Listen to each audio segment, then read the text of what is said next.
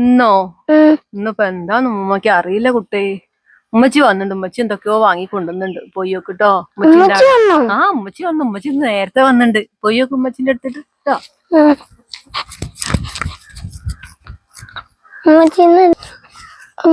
എന്താ കറി?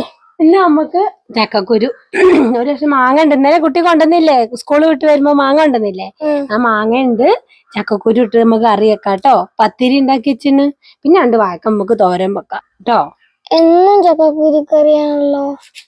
അത് സാരല്ല, നമുക്ക് ചക്കക്കുരു കറി നമുക്കിപ്പോ എന്നും അല്ലാതെ എന്താ കിട്ടാ.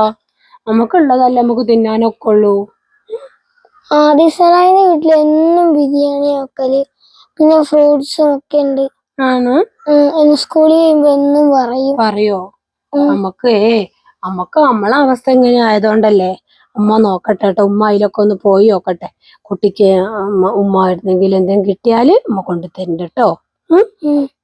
കുട്ടി പറയണം നമ്മളെ വീട്. കുട്ടി വിഷമിക്കൊന്നും വേണ്ട കേട്ടോ.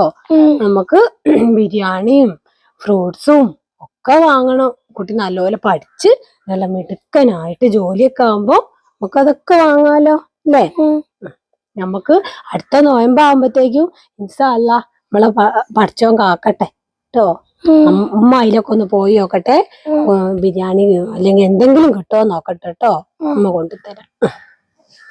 നമ്മത് ചക്കക്കുരു നന്നാക്കട്ടെ കേട്ടോ. കുട്ടി പോയി കളിച്ചോളി കേട്ടോ. എന്തേ ഉമ്മച്ചി ഉണ്ടാക്കുന്നേ? ചക്കക്കുരു കറി. അയ്യോടാ, ഇന്നും ചക്കക്കുരു ആണ് എന്റെ കുട്ടിക്ക്. ഈശ്വര. എന്തെങ്കിലും ഉണ്ടാവൂട്ടോ. എന്തേലും ചക്കാത്ത് കൊണ്ടു തന്നാ കുട്ടിക്ക് ഒക്കെ വാങ്ങി തിന്നണം കേട്ടോ. പോയി കളിച്ച കുട്ടി പോയിട്ടോ. നോമ്പ് നോക്കാനാകുമ്പോ വേഗം വരണം കേട്ടോ. എന്നാ എൻ്റെ പഠിച്ചോനെ, എൻ്റെ മക്കൾക്ക് എന്നാ ഒരു വയറ് നിറച്ച് ഭക്ഷണം കൊടുക്കാനൊരു റാഹത്തുണ്ടാവില്ല. പഠിച്ച റബ്ബേ, നല്ലൊരു നോയമ്പായിട്ട് എൻ്റെ കുട്ടി ആവശ്യപ്പെടുന്നത് കേട്ടിട്ട് എന്താ ചെയ്യാ. എന്താ കുട്ടിയെ, കുട്ടി ഇങ്ങനെ കുത്തിരിക്കണ? എന്താ കേട്ടില്ല മോൻ വന്ന് ചോദിച്ചത്. ഓന്റെ കൂട്ടുകാരന്റെ വീട്ടില് ബിരിയാണി പോലും. അതെയോ? എന്താക്കാനാ ഈ ഇങ്ങനെ വിഷമിച്ചിരിക്കല്ലേ. എന്നാലും നമ്മളെ മക്കളൊരാഗ്രഹം പോലും നമുക്ക് സാധിച്ചു കൊടുക്കാൻ പറ്റൂല എന്ന് പറഞ്ഞാൽ എന്താക്കാൻ. നമുക്ക് അല്ല എന്തെങ്കിലും ഒരു വഴി നമുക്ക് അല്ല കാട്ടിത്തരും. കേട്ടിട്ട് സഹിക്കാൻ കഴിയണില്ല ഉമ്മ. എന്ത് പറയും നമ്മള് മക്കളോട്. എന്നാണ് നമുക്കൊരു കാലം ഉണ്ടാവില്ല. എന്റെ കുഞ്ഞുമോന്റെ വിഷമം കണ്ടിട്ട് ഇക്കും വിഷമായി. എന്താക്കാനാ. ഈ പണിക്ക് പോയാൽ 400 ഉറുപ്പ്യല്ലേ കിട്ടുക. അതുകൊണ്ട് ഏടൊക്കെ എത്തിക്കും. എന്തൊക്കെ നമ്മള് ചെയ്യും. അതെ, നമ്മളെന്തൊക്കെയാ ചെയ്യാ. എന്തെങ്കിലും ഒരു വഴി ഉണ്ടാക്കുകയും ഇല്ല നമുക്ക് നോക്കാം. എന്തെങ്കിലും ആക്കി എൻ്റെ കുട്ടിക്ക് ഒരു ദിവസം തന്നെ നല്ലൊരു നോമ്പോറ ഉണ്ടാക്കണം നമ്മളെ പോലെ. കുട്ടി എന്തായാലും നമുക്ക് ഇപ്പോൾ ഉള്ളത് ഉണ്ടാക്ക്. ചക്കക്കുരൊക്കെ ഉണ്ടാക്കിയിട്ടേ ഒന്ന് വേഗം കൂട്ടാൻ വെച്ചാലോ. ഓൻ വരുമ്പോഴേക്ക് കൊടുക്കണ്ടേ. ഉമ്മച്ചി ഒന്ന് പോയിട്ടേ കഴുകി വരട്ടെട്ടോ. ആ കഴിഞ്ഞിട്ട് കുട്ടി നോക്കിക്കോളി. വേഗം നോമ്പ് ഓർക്കാൻ സമയമായി വരികയാണ് കേട്ടോ. ഉമ്മച്ചി പോട്ടെ, കഴുകട്ടെ പോയിട്ട്.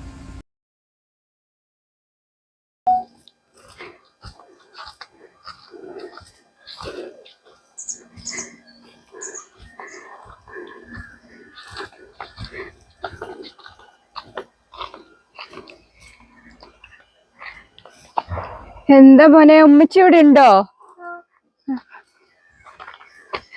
ആ കുട്ടിയൊക്കെ എന്തേലും കൊറേ നാളായി ഇങ്ങോട്ടൊക്കെ വന്നിട്ട്. ആ കുട്ടികൾ എന്തേലും കഴിച്ചിട്ടുണ്ടാവോ? വീട്ടിലാണെ നോമ്പ് തുറക്കാൻ നേരമായിട്ടുണ്ട്. 4 ഐറ്റിയൊക്കെ എന്തേലും കൊണ്ടേ കൊടുത്തിട്ട് വേഗം വരാം.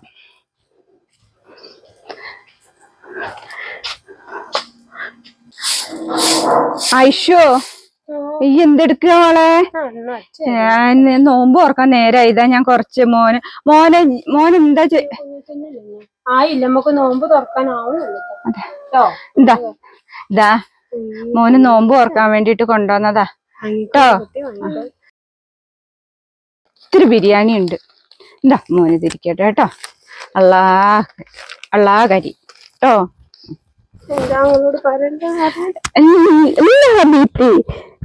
ഹബീബി വിഷമിക്കാവ്. ഹബീബി എല്ലാം കാണുന്നുണ്ട്. ഇജ്ജ് നിലവിളിക്കല്ലേ. ഇതൊക്കെ പടച്ചോൻ കാണുന്നുണ്ട്. അടുത്ത നോമ്പിന് എല്ലാ അള്ളാക്കാരി. ഉമ്മച്ചിയെ വല്യുമ്മ നിങ്ങൾ എന്തെടുക്ക? നിങ്ങൾ ഈ നോമ്പിന്റെ സമയത്ത് എന്തിനാ ഇങ്ങനെ പണി ഓൾ ഒറ്റയ്ക്ക് വേണ്ട ഇതൊക്കെ ചെയ്യാന്. ഓളാണെങ്കിൽ ആകെ വിഷമത്തിലാണ്. കുട്ടി ഇപ്പൊ വന്ന് ചോദിച്ചിട്ടേ ഉള്ളൂ എന്താപ്പ ചെയ്യന്റെ കുട്ടീനോട് നോമ്പ് തുറക്കാൻ എന്നും ഒരു ചക്കക്കുരും മാങ്ങയും എല്ലാം പഠിച്ചാൻ കാണുന്നുണ്ട്. നിങ്ങൾ വിഷമിക്കണ്ട. വിഷമം കാണട്ടെ. നിങ്ങൾ വിഷമിക്കല്ലേ? ഇത്ര പ്രായമായില്ലേ? ഞാൻ എന്താ കുറച്ച് ബിരിയാണിയും നെയ്ച്ചോറും ഒക്കെ ഉണ്ടാക്കിയത്. എന്റെ കുട്ടി പറഞ്ഞിട്ടേ ഉള്ളൂ ബിരിയാണി. ഓന്റെ കൂട്ടുകാരന്റെ വീട്ടിലൊക്കെ ബിരിയാണി വിഷമാണ്.